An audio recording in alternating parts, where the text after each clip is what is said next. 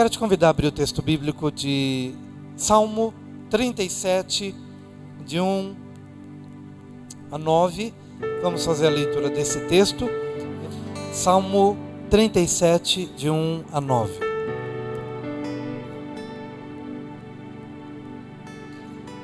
Não te indignes por causa dos malfeitores, nem tenhas inveja dos que praticam a iniquidade, pois eles dentro em breve definharão como a relva e murcharão como a erva verde. Confia no Senhor e faz o bem, habita na terra e alimenta-te da verdade. Agrada-te do Senhor e Ele satisfará os desejos do teu coração. Entrega o teu caminho ao Senhor, confia nele e o mais Ele fará. Fará sobressair a tua justiça como a luz e o teu direito como o sol ao meio-dia. Descansa no Senhor e espera nele. Não te irrites por causa do homem que prospera em seu caminho, por causa do que leva a cabo os seus maus desígnios. Deixa a ira, abandona o furor. Não te impacientes, certamente isso acabará mal. Porque os malfeitores serão exterminados, mas os que esperam no Senhor possuirão a terra. Amém. Salmo 37 é um salmo que nos ajuda a lidar com o mundo perverso no qual nós vivemos. Nós estamos cercados de situações, estamos cercados de circunstâncias, e estamos cercados de pessoas. Nem todas essas pessoas possuem os mesmos valores de Deus, possuem os mesmos princípios de Deus, e porque elas não possuem esses valores ou esses princípios eternos, muitas vezes as pessoas podem imprimir sobre nós angústia, pressão, aflição, e gememos quando de alguma forma ficamos expostos a interferências de pessoas que convivem com a gente no âmbito de trabalho, na escola, na sociedade, nas ruas, ou mesmo até dentro de casa. O próprio Senhor Jesus também disse que, dependendo da situação, os inimigos do homem serão os da sua própria casa. Por quê? Porque não entendem o que está se processando no seu coração. E por conta disso, eles podem ser instrumentos de grande aflição ou instrumentos de grande angústia na sua vida. E quando você começa a perceber isso, e principalmente não somente porque você está sofrendo diretamente a intervenção dessas pessoas, você pode sofrer duplamente quando você olha para essas pessoas e parece que não há juízo de Deus. Parece que quanto mais mal elas fazem, mais elas prosperam, mais elas avançam em suas maldades, mais elas avançam em seus intentos, e parece que ninguém refreia, nem Deus refreia. A impressão que a gente tem é que quando a gente olha para todo esse contexto, a gente tem uma falsa impressão de que a gente está solto no mundo, sem quem julgue, sem quem livre, sem quem traga alívio, ou sem quem traga conforto ao nosso coração. Nos sentimos meio como que à mercê do homem violento, à mercê da injustiça e à mercê de um mundo que vai de mal a pior. E é justamente a partir dessa percepção deste mundo que quer nos tragar e que quer nos engolir, é que nós precisamos vigiar para que em meio a este contexto a nossa fé não esmoreça.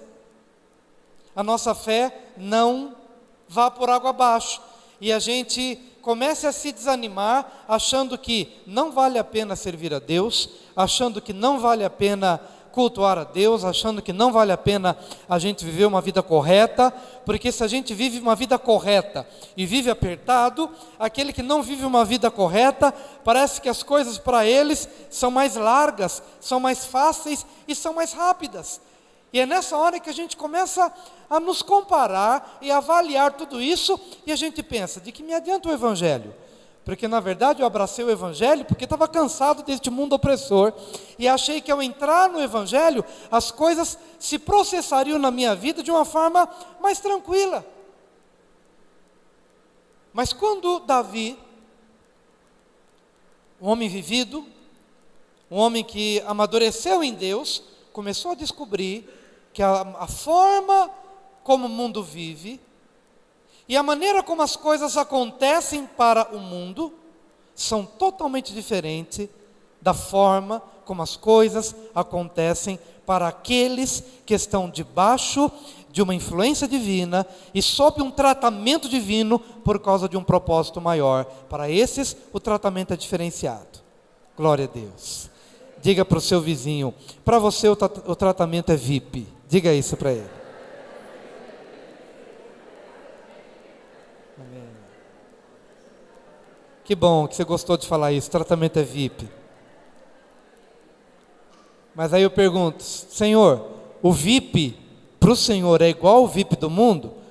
Porque o VIP do mundo é igual o rei do camarote, né? Vocês já viram aquele absurdo lá do rei do camarote? Aqueles negócios que agrega valor, né?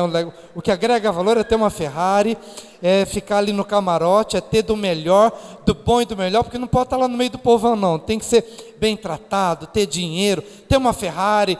Para o mundo, o tratamento VIP é esse, tratamento especial.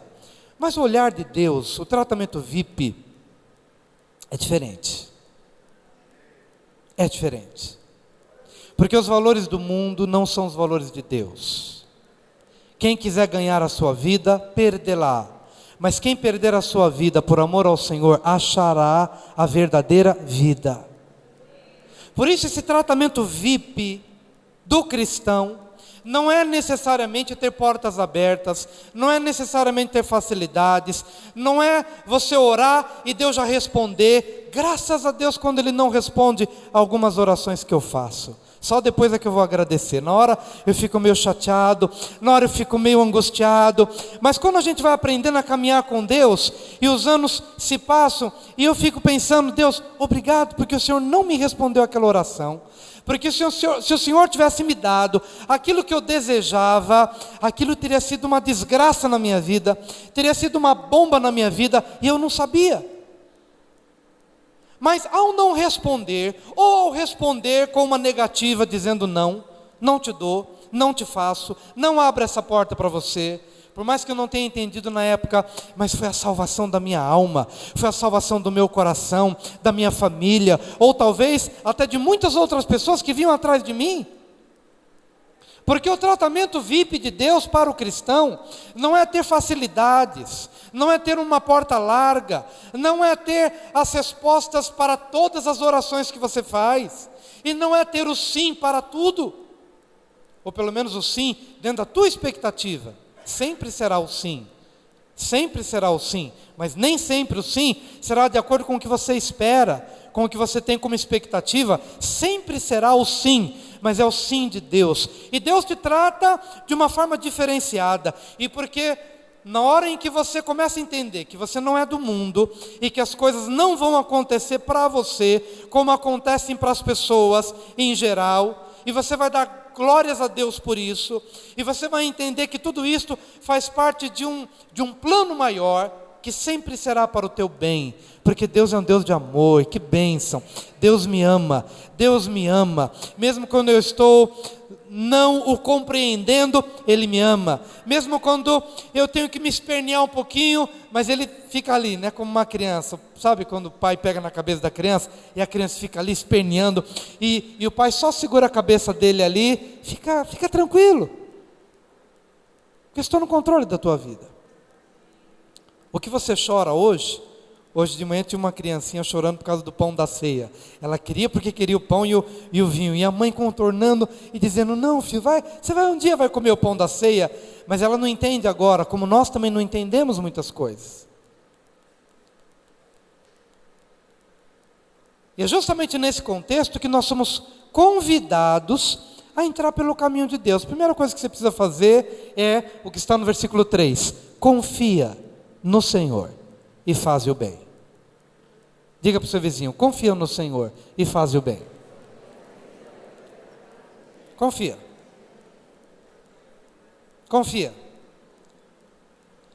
Pastor, as coisas estão largas para quem não conhece a Deus, e para mim estão estreitas. O que você tem que fazer? confiar. Você tem que tirar o olhar da prosperidade alheia, você tem que tirar o olhar da forma como as coisas estão acontecendo na vida das pessoas que te cercam, tirar o olhar deles, das pessoas, das circunstâncias, da forma como as coisas acontecem lá, e focar em Deus e dizer: Senhor, eu hoje entrego a minha vida em Tuas mãos, e hoje eu quero entrar por esse caminho e tomar uma decisão. Eu confio plenamente que o Senhor não se esqueceu de mim, que o Senhor olha para mim, que o Senhor atenta para o meu coração, para os meus sentimentos, para a minha motivação, e vê se há em mim algum caminho mau, e guia-me pelo caminho. Então, eu hoje decido não me comparar mais a ninguém. Eu hoje tomo uma decisão de não me comparar com o mundo e com a forma como as coisas acontecem lá. E eu entendo que o Senhor terá uma forma particular, uma forma específica, uma forma personalizada para lidar comigo. Porque o Senhor sabe como eu nasci, de que família que eu venho, qual é o meu histórico e quais são as experiências pelas quais eu preciso passar, e não necessariamente você. Você tem uma história diferente, você tem uma família diferente, você tem um passado diferente. Eu tenho a minha experiência, a minha realidade, a minha família, a minha forma de nascimento, e Deus me conhece individualmente. Ele sabe se o azul vai me fazer mal e se o verde me será melhor. Ele sabe, eu não sei. Ele sabe se naquele momento da minha vida, o melhor para mim será perder o emprego, ou se o melhor para mim naquela área, naquele momento da minha vida, será ganhar o emprego. Ele sabe. Ele sabe se o melhor para mim será ter diante de mim uma porta fechada. Ele sabe. Ou ter uma porta aberta. Mas uma coisa eu sei, é que eu sou dele, e se eu sou dele, eu descanso nele, eu confio nele, eu espero nele, e eu me alegro nele, porque ele é a minha vida, ele é tudo para mim. Pode me faltar tudo, mas o Senhor deu, o Senhor tirou, louvado seja o nome do Senhor, ele é tudo em todos. O que importa nem é importante se eu continuar vivendo. Importa que, vivendo ou morrendo, eu seja dele, eu esteja com ele, eu sirva aos propósitos dele. E enquanto estiver aqui, quero servir aos propósitos dele. No dia em que ele achar, não me serve mais, ele tem liberdade de fazer de mim o que ele quiser. E na hora que, amados, nós nos encontramos nele, começa a se processar em nós o verdadeiro descanso, que excede todo o entendimento, a verdadeira paz que nos liberta, a verdadeira paz que é o antídoto contra a ansiedade, o eu quero, o eu preciso, Deus vai me dar, e a porta vai se abrir, e tem que acontecer. Ele me liberta disso, porque não tem que acontecer, vai acontecer se Ele quiser que aconteça. Se o acontecer servir aos propósitos maiores dele, então amém. Mas se não servir, eu não sou o mais importante. O fato de ter aquilo não é o mais importante. Não é o mais importante. O mais importante é tirar o olhar das coisas, das pessoas, das circunstâncias e da forma como as coisas acontecem na vida das outras pessoas. O grande problema, queridos, é quando a gente começa a se comparar. Por que Deus deu isso para ele e não deu para mim? Por que aquela pessoa está ganhando e eu estou perdendo? Por que aquela pessoa está deslanchando e eu parei? Meu querido, para de olhar para isso. É porque o pastor não está ficando velho. Quem é que daqui não está? Quem é que não está ficando velho aqui? Quem é que não está vendo os anos passarem? E a gente às vezes fica meio ali, mas e quando? E quando? E quando? E quando? Deus tem os tempos, Deus tem os modos, Deus tem os propósitos. Mas uma coisa você precisa fazer, e eu preciso fazer, eu preciso tirar o meu olhar das pessoas, do mundo, das circunstâncias e da forma como as coisas acontecem lá. E eu devo agora redirecionar o meu olhar e dizer: eu confio em Deus. Não importa o que eu ouça de contrário a isto, eu confio nele. E eu vou fazer o bem. Vamos pensar em José. José tinha irmãos. E estes irmãos, numerosos, tiveram inveja de José. E perseguiram José. E fizeram mal para José. E os irmãos de José estavam prosperando. E José foi arrancado da família e jogado no buraco, e os irmãos prosperando. Do buraco, José foi vendido como escravo, e os irmãos prosperando. Vendido como escravo, foi parar na casa de Potifar. Na casa de Potifar, a mulher de Potifar põe os olhos em José, quer se deitar com José, inventa uma mentira, e José dali vai para a prisão. E os irmãos de José prosperando. Da prisão, José é esquecido na prisão. E os irmãos de José prosperando. Ao todo, 13 anos de provação, choro, saudade, luta, angústia. Se a gente olha segundo os padrões humanos, puxa, a mão de Deus está na vida dos irmãos de José, que foram invejosos, que foram ciumentos, que foram briguentos, que foram homicidas, prosperaram. E José, que foi um homem íntegro, do buraco foi vendido como escravo, de escravo foi para na casa de um homem, foi mal entendido, foi para a prisão, e da prisão foi esquecido. 13 anos, 13 anos. Se você olha para isso com o olhar do mundo, sob a perspectiva dos valores do mundo, parece que essa vida é estranha, parece que Deus não julga. Parece que não vale a pena servir a Deus.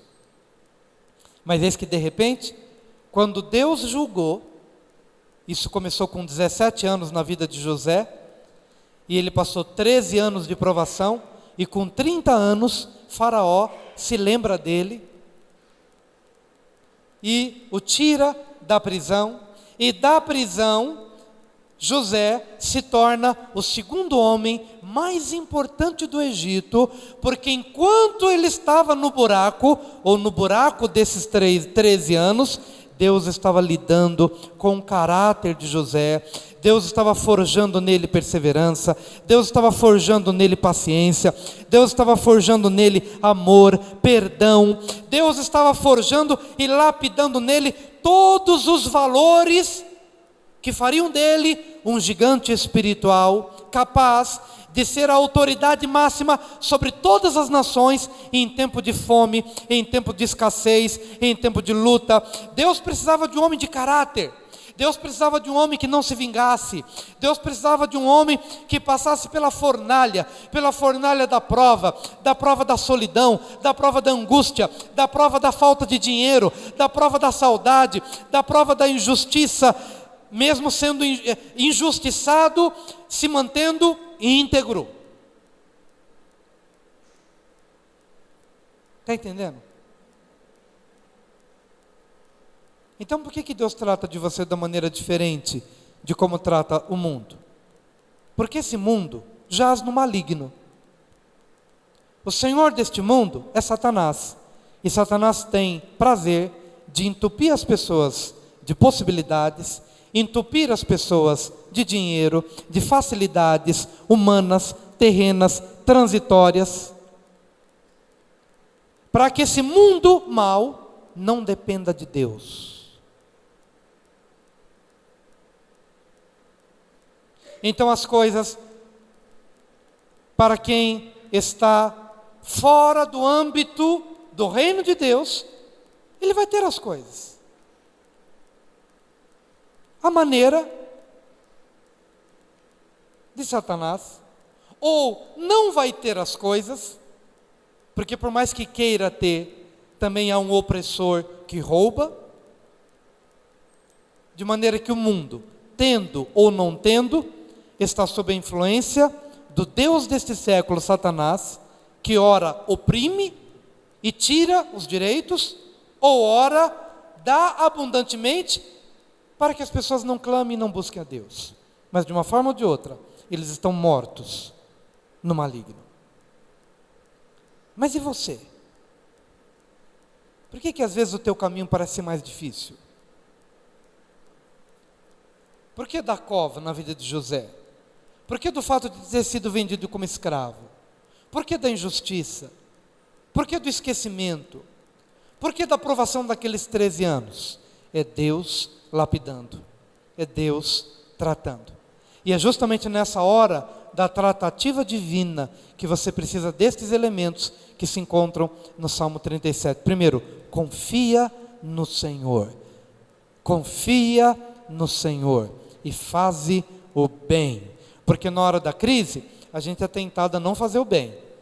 A gente é tentado a usar a mesma moeda de troca desse mundo. Se o mundo está prosperando, então vou usar dos mesmos meios e dos mesmos artifícios. Mas o Senhor diz, confia no Senhor e faz o bem. Estão falando mal de você? Fala bem deles. Está te perseguindo? Ora por eles. Está se tornando teu inimigo? Ame. Confia no Senhor e faz o bem. Meu querido, quando você entende este segredo, você se torna indestrutível.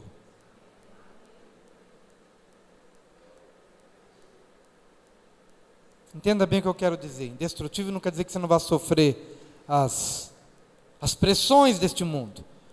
Não quer dizer que não tem aí uma tribulação no meio do caminho, até porque a gente está falando também desse caminho estreito e de possibilidade de tribulação. Mas entenda que dentro de você haverá um revestimento tão forte. Confia no Senhor e faz o bem. Confia no Senhor e entra pelo trilho que Ele determinou para você. Vá adiante. Pastor, mas eu na minha empresa estou rodeado de gente como serpente. Um está falando mal de mim para o chefe, o outro está armando cilada, o outro está preparando uma emboscada. Querido irmão, fica tranquilo. Fica tão tranquilo, mas tão tranquilo. E o fato de ficar tranquilo não quer dizer que você não possa perder o emprego, mas quer dizer que fica tranquilo, porque quando você se mantém nessa linha que Deus determinou, confia nele e faz o bem, até a perda de alguma coisa, para você há de resultar em algo melhor. Para você há de resultar em algo especial. Porque todas essas coisas cooperam para o bem daqueles que amam a Deus e que são chamados segundo o seu propósito. Confia no Senhor e faz o bem. Habita na terra e alimenta-te da verdade. Você pode dizer para o seu vizinho: alimente-se da verdade. Alimente-se da verdade. Alimente-se da verdade. Qual tem sido o alimento de muitas pessoas na hora da crise? O alimento dele tem sido o alimento do desespero, da ansiedade. Ele tem se alimentado da ansiedade. O pão dele é o pão da preocupação. Talvez seja o pão das lágrimas. Talvez seja o pão da inquietação. Mas qual deve ser o alimento de uma pessoa que está sob pressão? Alimenta-te da verdade. O que é a verdade? Na hora da crise, você está, vamos assim dizer, exposto a um monte de mentira. E essas mentiras, elas bombardearão o seu pensamento e procurarão encher o seu coração de dúvida, de inquietação e de ansiedade. E é nessa hora que você deve entender que o Senhor te coloca num caminho, confia nele e faz o bem. Por quê? Ele, na fidelidade dele, fará com que você habite na terra e você vai ser alimentado na terra. É tão interessante essa fidelidade de Deus, que Deus alimentou José em todo o tempo. Enquanto José estava na casa do pai, havia alimento para ele, lá na casa do pai. No dia em que ele foi para o buraco e depois foi vendido como escravo, não faltou alimento para ele. Na casa de Potifar tinha alimento, mesmo numa terra estranha. Da casa de Potifar para a prisão, ele tinha alimento. A graça do Senhor era com ele. Durante os 13 anos, Deus o guardou. Deus o livrou. Eu te pergunto, amado, Deus não tem sido fiel para com você? Na hora que você menos imagina, vem o recurso. Você não sabe de onde, como, por quê, mas vem. Você não está de pé hoje? Deus não te livrou de tantos inimigos no decorrer do caminho, que você nem imaginou? Confia no Senhor e faz o bem. Habitarás na terra e serás alimentado. Alimenta-te da verdade. Alimenta-te da verdade. Não permita que as lágrimas sejam teu alimento, que a preocupação seja o teu alimento, que você ande todos os dias suspirando, meu Deus, e agora? O que eu vou fazer? E não dorme, e não descansa, e não tem alegria na sua vida. Meu querido, vamos deixar essa vida, vamos deixar esse estilo de vida ofegante. Vamos entrar numa dimensão de confiança mais intensa. Olha o que a palavra de Deus nos diz no versículo 4: agrada-te do Senhor e Ele satisfará os desejos do teu coração. E daqui a pouquinho eu volto para esse versículo. Mas olha o que está o versículo 5: entrega o teu caminho ao Senhor, confia nele e o mais Ele fará. Feche os olhos um pouquinho e levante a sua mão e diga: hoje, Senhor, eu entrego o meu caminho ao Senhor, confio em Ti e sei que Tu farás o que lhe apraz a meu respeito. Amém, aleluia. Entrega, querido. Acredito que não há segredo espiritual mais importante do que esse que nós encontramos aqui. Entrega teu caminho ao Senhor. Alguém aqui nesse ano enfrentou algum gigante? Alguém aqui nesse ano encontrou algum monte muito alto, intransponível? Alguém nesse ano de 2013? Olha que ano desafiador. Quantos gigantes, não é verdade?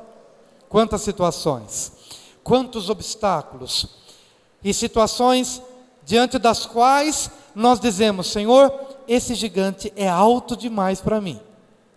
E o que você tem que fazer? Você tem que confiar nele, no Senhor. E você tem que fazer o seguinte: entregar.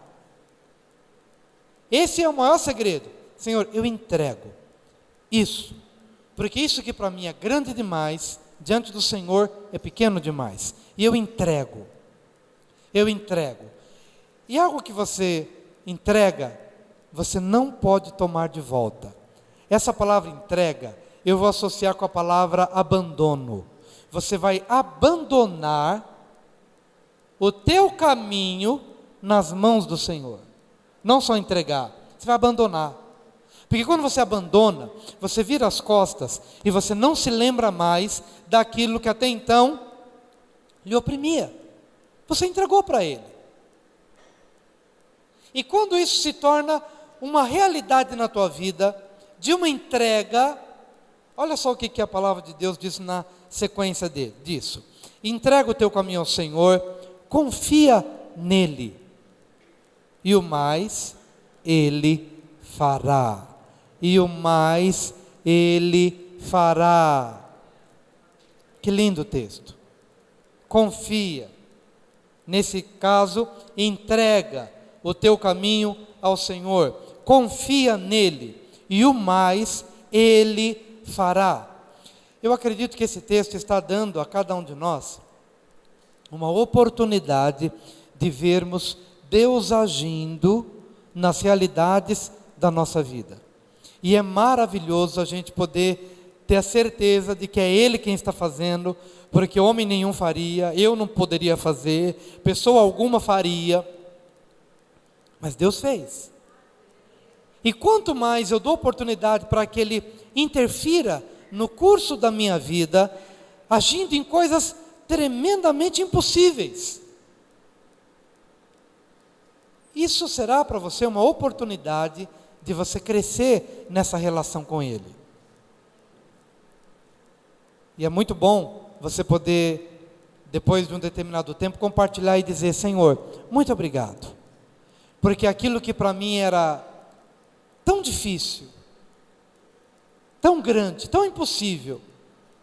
Mas o Senhor, de uma maneira tão amiga, bondosa, de uma maneira tão especial, interferiu nisso e abençoou a minha vida, e acrescentou algo, ou tirou algo, mas de uma forma ou de outra, com o tirar ou acrescentar, o Senhor me fez bem. O Senhor me fez bem. Quando a gente está pregando, a gente tem vontade de contar a história da vida de muitos aqui. Só que a gente não vai fazer isso porque o testemunho é seu. Mas quantos e quantos casos que a gente sempre compartilha nas pregações, quantos e quantos casos que a gente tem a alegria de dizer, Deus agiu na sua vida. Porque quando você me compartilhava o seu problema, aos meus olhos humanos, eu não via saída. E embora eu te animei e te encorajei, mas eu, humanamente falando, eu não via saída. Mas eu criei. E você também creu. Entrega o teu caminho ao Senhor. Confia nele. E o mais Ele fará. Ele fará. Ele fará. Deixa Deus agir na sua vida. Deixa Deus agir na sua família. Deixa Deus agir na sua casa. Deixa Deus agir na sua empresa. Porque Ele diz aqui no versículo 6, farás sobressair a tua justiça como a luz e o teu direito como o sol ao meio-dia. E Ele é poderoso para poder fazer isso. E aí vem a palavra final no versículo 7. Descansa no Senhor e espera nele. Veja que a soma de todas essas palavras, confia, agrada-te, entrega, ela vai produzir em você o que está no versículo 7, descanso. Descansa no Senhor e espera nele. O que você fazia na sua imaturidade? Você tentava resolver rapidinho. Você tentava arrombar as portas rapidinho. Até que você começou a descobrir que, Senhor, para esta situação, eu não tenho saída, eu confio em Ti, mas eu vou esperar em Ti. Eu vou esperar em Ti. Quando você começa a esperar em Deus, Deus levanta pessoas, Deus levanta circunstâncias, Deus levanta ocasiões, Deus levanta possibilidades, que você claramente vai saber que aquilo será resultado direto do fato de você ter esperado nele. Não ter se precipitado, não ter arrombado nenhuma porta, mas ter esperado nele. E nessa espera nele, o Deus que se move na nossa vida, o Deus que se move na sua vida, Ele vai agir. Ele vai agir. Descansa no Senhor e espera nele. Não te irrites por causa do homem que prospera em seu caminho, por causa do que leva a cabo os seus maus desígnios. Deixa a ira, abandona o furor, não te impacientes, porque certamente isso acabará mal. Quando você não espera no Senhor, você fica impaciente, você quer resolver as coisas do seu jeito, do seu modo,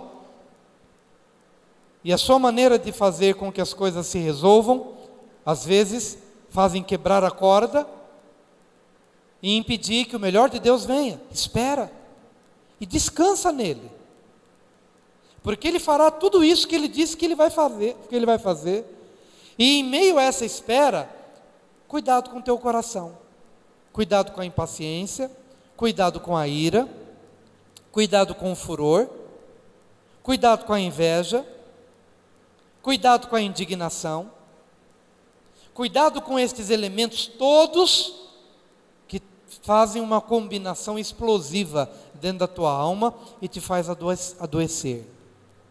E te faz adoecer. Abandona a ira, abandona o furor, livre-se da impaciência, confia totalmente nele, espera nele, creia nele e descanse nele, E Ele fará com que este ciclo todo possa agir em seu favor, porque os malfeitores serão exterminados, mas os que esperam no Senhor possuirão a terra. Diga, os que esperam no Senhor possuirão a terra. O Senhor Jesus, para finalizar, na pregação no Monte das Bem-aventuranças, Ele diz: bem-aventurados os mansos, porque eles herdarão a terra. Bem-aventurados os mansos, porque eles herdarão a terra. Quem são os mansos? Os mansos foram aqueles que foram trabalhados, como José foi trabalhado, no meio da injustiça, no meio da pressão, no meio da perseguição, no meio da angústia, no meio da aflição, e aprendeu a amar, aprendeu a perdoar, aprendeu a confiar, aprendeu a descansar, aprendeu a esperar pacientemente, de tal maneira que o resultado de todo esse tratamento de Deus é igual a mansidão. Diga, a mansidão é o resultado de todo o tratamento de Deus na minha vida, eliminando impaciência, ira, furor, inveja e qualquer outra coisa que você possa lembrar de mal que Deus tratou na sua vida, vai produzir mansidão. A mansidão é a sensível e firme postura de olhar para Deus, de confiar nele, de esperar nele e de viver para ele. Todas essas coisas vão acontecer para aqueles que viveram o versículo 4. Agrada-te no Senhor, ou agrada-te do Senhor, e Ele satisfará os desejos do teu coração. Agrada-te do Senhor. Qual que é o nosso exemplo máximo de alguém que se agradou do Senhor? Jesus.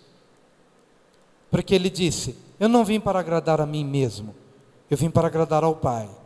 Eu não vim para fazer a minha vontade, eu vim para fazer a vontade do Pai. Eu não vim para buscar os meus interesses, eu vim para buscar os interesses do Pai. A minha vida é dele. Então aquele que é modelo para nós, de alguém que agradou-se do Senhor, é um modelo para a minha vida, é um modelo para você. Se de alguma forma você viver somente para agradar-se a si mesmo, você vai ter dores de cabeça, porque as coisas que você quer, você vai gerar em torno somente das coisas que você quer, e isso para você vai ser dor de cabeça, angústia, ansiedade. Mas na hora em que você não vive mais para você, você vive para Deus. Qual que é a tua vontade para a minha vida? O que tu queres para mim, Senhor? É o que eu quero, isso me basta. O que tu queres para a minha vida? O que tu queres? Isso me basta. E se para produzir em mim o que tu queres, importa que eu passe por vales, eu estarei feliz contigo. Eu me agrado, tu és o agrado da minha vida, a alegria da minha vida. Faz em mim o que tu queres fazer. Agrada-te do Senhor, e Ele concederá o que deseja o teu coração. Em nome de Jesus.